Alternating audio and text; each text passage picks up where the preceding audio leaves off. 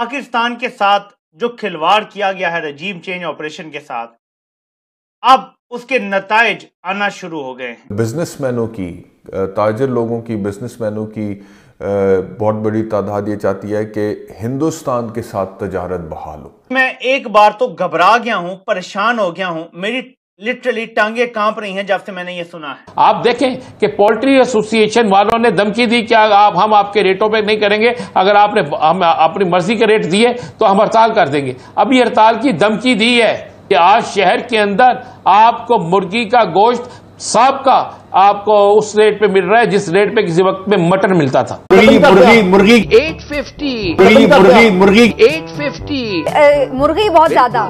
मुल्की ताजिर भारत से तिजारत की बहाली चाहते हैं। इस पर नून लीग ने कहा है कि इस पर संजीदगी से गौर हो रहा है कि भारत से हम तिजारत शुरू करें। पिछले साल के ख़त्म होने से बहुत पहले ये कह दिया गया था कि दिसंबर, यानी कई महीने पहले, दिसंबर 2023 से ग़ालिबन 4-5 महीने पहले ये दावा किया गया था जब बिजनेसमैन के साथ एक मीटिंग हुई थी लाहौर और कराची में कि साल ख़त्म होने से पहले 25 बिलियन डॉलर की इन्वेस्टमेंट जो है वो पाकिस्तान में आ जाएगी। साल ख़त्म हुए हुए तकरीबन 3 महीने हो चुके हैं। 25 बिलियन डॉलर क्या, हमें तो कोई 1 बिलियन डॉलर का भी नहीं पता चला। জয় হিন্দ বন্ধুরা, আমি দীপ আর আপনারা দেখছেন আপডেট ইন্ডিয়া। বন্ধুরা, আপনারা তো জানেন আজকালকার দিনে বাংলাদেশে জোর সোরে চলছে ভারত বয়কট, ভারত হটাও দেশ বাঁচাও, ঠিক এমন টাইপের ট্রেন্ডিং। কিন্তু আজ থেকে কম করে প্রায় 5 বছর আগে সেম জিনিস তৈরি হয়েছিল পাকিস্তানের ঘরের ভেতরে, মানে 2019 সালে। মনে আছে আপনাদের, যখন ভারত জম্মু কাশ্মীর থেকে 370 ধারাকে তুলে নিয়েছিল, তখন পাকিস্তান ভারতের উপর রাগে বলুন বা জেদে বলুন, তারা ভারতের সাথে সমস্ত ব্যবসাকে বন্ধ করে দেয়।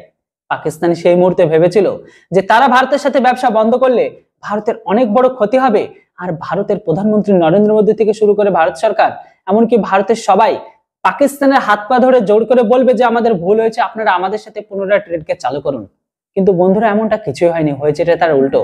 দিন যতটা গেছে, সময় খারাপের সাথে সাথে তাদের অবস্থারও নিচু থেকে নিচুতে গেছে। কিন্তু বন্ধুরা, এখন খবর বেরিয়ে আসছে এটাই, পাকিস্তানের ব্যবসায়ী থেকে শুরু করে পাকিস্তানের সরকার এখন ভারতের সাথে ট্রেড করার জন্য উঠে পড়ে লেগেছে। তাদের দাবি ভারতীয় পণ্যগুলো তাদের দেশে অতীব সস্তায় পাওয়া যায়, এমনকি তাদের দেশে উৎপাদিত পণ্যগুলো ভারতে না গেলে তাদের না ব্যবসা না দেশ কখনো এগোতে পারবে না। ঠিক এরকম টাইপের খবর বেরিয়ে আসছে, যেটাকে নিয়ে পাকিস্তানের সোশ্যাল মিডিয়ায় জোরসোরে আলোচনা হচ্ছে। তো বন্ধুরা, সবার প্রথমে আপনারা আগে ভিডিওটা দেখে নিন। पाकिस्तान के सबसे बड़े जो ताजिर हैं वो मनसूबा साज हैं। पाकिस्तान में सबसे ज्यादा कंपनियां मनसूबा साजों की हैं, ये याद रखिएगा। सबसे बड़े बिजनेसमैन होल्डर वही हैं। क्योंकि मैं कभी ये नहीं समझता कि कोई ऐसा बिजनेसमैन सामने आएगा जो कश्मीर का सौदा करके, अपार्ट फ्रॉम 2-4 हैं ऐसे, इनका मैं नाम अभी नहीं लेना चाहता, कि वो कहें जी कि कश्मीर का सौदा करके भारत से बस तिजारत शुरू कर दो। रजीम चेंज ऑपरेशन जब हुआ तो 2-3 ऐसे काम थे जो करने थे। हमने कश्मीर को भूल जाना है, उसका जिक्र नहीं करना, और हमने भारत की खित्ते में बालादस्ती तस्लीम करनी। ये उसकी तरफ एक कदम है, और मैं आपको अभी बता रहा हूं कि ये होगा। हम भारत से तिजारत इसी हुकूमत के टेन्योर में शुरू करेंगे। कश्मीर को पसे पुश डाल के, कश्मीर को भूल के, और कश्मीर को इलादा किया जाएगा कि कश्मीर पे बात भारत से सेपरेट होगी, और तिजारत और बाकी इश्यूज पे, पानी शानी पे और चीज़ों पे बात सेपरेट होगी। इनको इलादा कर दिया जाएगा। पहले क्या होता था, हमेशा कहा जाता था कि पहले कश्मीर का मसला हल होगा, बाकी बातें भारत से बाद में होंगी। अब ये किया जा रहा है कि कश्मीर को हम इलादा कर देते हैं और बाकी चीज़ों को हम इलादा कर देते हैं भारत से। ये आपका वजीर ख़जाना कह रहे हैं। इस तरह स्टेटमेंट फ्रॉम इंडिया, क्या इंडिया की तरफ से या हिंदुस्तानी वजीर ख़ारजा की तरफ से? वैसे तो जब वो हुआ था इवेंट एक हिंदुस्तान में जिसमें बिलावल भुट्टो जरदारी वजीर ख़ारजा के तौर पर गए थे, और वहाँ पर जिस तरह से कुछ वाक़यात हुए थे वो जैसे सामने आए थे वो भी बड़े अनफॉर्चुनेट थे।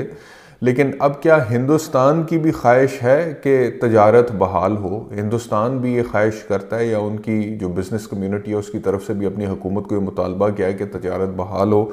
हमारे जो वज़ीर ख़ारजा हैं इसहाक डार, अब ये ख़ारजा पे आकर बराजमान हो गए हैं। पहले ख़जाना सारी ज़िंदगी इनकी मिल्कियत रहा था, अब ख़ारजा इनकी मिल्कियत बन गया। तो अब ये कह रहे हैं कि जी तजारत बहाल हो। तजारत बहाल होना इज़ नॉट एन इशू, वो तो अच्छी बात है, तजारत होनी चाहिए और अक्रॉस द बॉर्डर्स होनी चाहिए। बट द पॉइंट इज़ कि पाकिस्तान ने जो एक मौक़िफ़ इख्तियार किया था अगस्त 2019 के बाद, जब कश्मीर का स्पेशल स्टेटस आर्टिकल 370 और 35 ख़त्म किया था हिंदुस्तान में मोदी हुकूमत ने, तो उन्होंने तजारत भी ख़त्म मुनक़ता कर दी थी और सफारती ताल्लुकात भी महदूद कर दिए थे, और उसके बाद कहा था कि जी हम इसको रिवर्स करेंगे और ये वापस उसी पोजीशन पर आएगा। सो द क्वेश्चन इज़ कि क्या वज़ीर ख़ारजा ने उस पोजीशन से गिव अप कर दिया? नवाज शरीफ और PMLN ने थ्रू आउट जब भी उनको मौका मिला उन्होंने हिंदुस्तान के साथ ट्रेड और इकोनॉमिक रिलेशनशिप को इस्तवार करने की और बेहतर करने की कोशिश की, बिकॉज उनकी कॉन्स्टिट्यूंसी लाहौर का, गुजरावाला का, फैसलाबाद का, सियालकोट का बिजनेसमैन उनकी कॉन्स्टिट्यूंसी थी। वो उन पर दबाव डालता था कि हमें जो इनपुट चाहिए इंडस्ट्री के अंदर चीज़ें मैन्युफैक्चर करने के लिए, वो हमें इनपुट हिंदुस्तान से यूरोप के मुकाबले में, सिंगापुर के मुकाबले में और डिफरेंट जगहों के मुकाबले में सस्ता मिलता है। और अगर हमारा फ्री ट्रेड होगा, और वैसे भी जब ये आइटम्स ट्रेड हम हिंदुस्तान से डायरेक्टली नहीं करते तो बिजनेसमैन फिर डिफरेंट नामों से इनको ट्रांसशिपमेंट करके सिंगापुर और दुबई से या मलेशिया या इंडोनेशिया से इनको इंपोर्ट करते हैं, और उसकी जो कॉस्ट है फ्रेट की, कॉस्ट एंड फ्रेट भी बढ़ जाती है, ट्रांसशिपमेंट कॉस्ट भी बढ़ जाती है। तो नवाज शरीफ ने हमेशा कोशिश की PMLN के कोई ना कोई रास्ता इसका निकले। पाकिस्तानी इंपोर्ट्स जो हैं हिंदुस्तान से वो फार्मास्यूटिकल की हैं, केमिकल्स की है। हिंदुस्तान दुनिया का 40% केमिकल रॉ मटेरियल जो है वो प्रोड्यूस करता है। पाकिस्तानी इंपोर्ट्स प्लास्टिक्स की हैं, पाकिस्तानी इंपोर्ट्स मशीनरी की हैं, मशीन पार्ट्स की हैं, टूल बॉक्सेस की हैं। उसके अलावा सो मच हो कि मैंने अखबारों में देखा है कि छोटे छोटे न्यूक्लियर रिएक्टर्स जो इंडस्ट्री के अंदर इस्तेमाल होते हैं वो भी पाकिस्तान हिंदुस्तान से इंपोर्ट करता है। जब हिंदुस्तान से इंपोर्ट नहीं करते, यही चीज़ें फिर चीन से आती हैं, यही चीज़ें यूरोप से आती हैं, सिंगापुर से आती हैं। बहुत सा मटेरियल जो दुबई से घूम के आता है वो बेसिकली इंडियन ही होता है, ज़्यादा कॉस्ट पे आप इंपोर्ट करते हैं। कभी भी बायलैटरल ट्रेड 2-2.5-3 बिलियन डॉलर से ज़्यादा नहीं रहा। पाकिस्तानी इंडस्ट्री को ये चीज़ें प्लास्टिक्स के अंदर, केमिकल्स में इसलिए चाहिए कि पाकिस्तान की फार्मास्यूटिकल इंडस्ट्री को हिंदुस्तान का जब रॉ मटेरियल मिलता है तो उसकी अपनी कॉस्ट ऑफ प्रोडक्शन कम होती है, बजाय इसके कि यही रॉ मटेरियल वो लेकर आए यूरोप से, और अगर चीन से भी लाते हैं। अच्छा, अब झगड़ा किसका है? मुकाबला सारा का सारा पाकिस्तान की मार्केट में इंडियन एंड चाइनीज प्रोडक्ट के दरमियान में है। इसीलिए अमेरिका कहता है और इसीलिए हिंदुस्तान भी चाहता है कि उनको ये मार्केट मिले। अब इससे ज़्यादा मैं इन डिटेल्स में इसको जाता नहीं, मेरा ख्याल है खासा अच्छा मैंने आपको इसका बैकग्राउंड जो है वो दे दिया। एक तो हमने खित्ते में भारत की बालादस्ती तस्लीम करनी है। सेकंड, हमें अरब ममालिक से पैसा मिलने की उम्मीद है। ये पैसा इस शर्त पे मिलेगा कि जो अब्राहम अकॉर्ड, जिसको कहा जा रहा है कि इब्राहिमी मज़ाहिब आपस में सारे एक ही हैं, और इसके अंडर UAE ने भी तस्लीम किया है इसराइल को, 1-2 और अरब ममालिक ने भी किया है।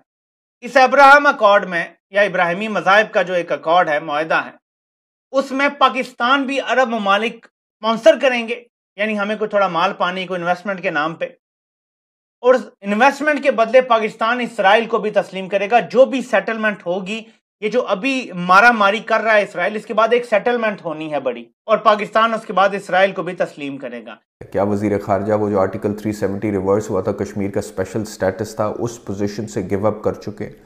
क्या उस पोजीशन को वापस रिटेन करने के लिए PDM के दौरे हुकूमत में PDM की हुकूमत ने कोई स्टेप्स उठाए? PDM 2 की हुकूमत ने कोई स्टेप्स उठाए हैं? अगर उठाए हैं तो वो क्या स्टेप्स उठाए हैं वो अवाम के साथ शेयर करें। बैनुल-अक़वामी सतह पर उठाए हैं, अक़वाम मुत्तहिदा के सामने उठाए हैं, इंटरनेशनल कोर्ट ऑफ जस्टिस के सामने उठाए हैं, बायलैटरली हिंदुस्तान के साथ उठाए हैं, रीजनली सार्क में उठाए हैं, या किसी और प्लेटफॉर्म पे उठाए हैं। तो बंधुरा देखलें तो सबकिछु तो सुनलें। आजकेर दिने बांग्लादेशेर जे अवस्था, ठीक এই অবস্থা যদি ভারত সরকার বাংলাদেশের উপর থেকে হাত তুলে নেয়, ঠিক এই বাংলাদেশের মতনই হবে। বাংলাদেশের সরকার এখন ভারতের কাছে রিকোয়েস্ট করেছে যে প্লিজ আপনারা আমাদের সাথে ব্যবসা করুন, কিন্তু এর উপর ভারতের বিদেশমন্ত্রী এস জয়শঙ্কর স্যারজি বলে দিয়েছে, এর উপর ভারতের বিদেশমন্ত্রী বলে দিয়েছে আমরা এক টেবিলে বসে এটা কখনো আলোচনা করতে পারবো না। আমরা তোমাদের সাথে ব্যবসা তখনই করব যখন তোমরা সম্পূর্ণ সন্ত্রাসবাদকে একদম মিটিয়ে দেবে বা মুছে ফেলবে। কেননা এক নদীতে রক্ত আর তো অপর নদীতে জল একসাথে যেমন বইতে পারে না, তো ঠিক তেমন ভাবে তোমাদের সাথে ব্যবসা আর অপর দিকে সন্ত্রাসবাদ আমাদের ঘরে পাঠানো এটা কখনোই হতে পারে না।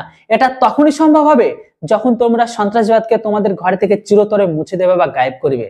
তো বন্ধুরা, পুরো ভিডিওটি কেমন লাগলো আপনারা অবশ্যই কমেন্ট বক্সে লিখে জানান। এই মুহূর্তে পাকিস্তানের সাথে আমাদের ট্রেড করা কি উচিত না উচিত নয়, অবশ্যই আপনাদের মতামত কমেন্ট বক্সে লিখে জানান।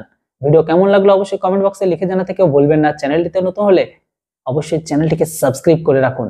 Thanks for watching. জয় হিন্দ, বন্দে মাতরম।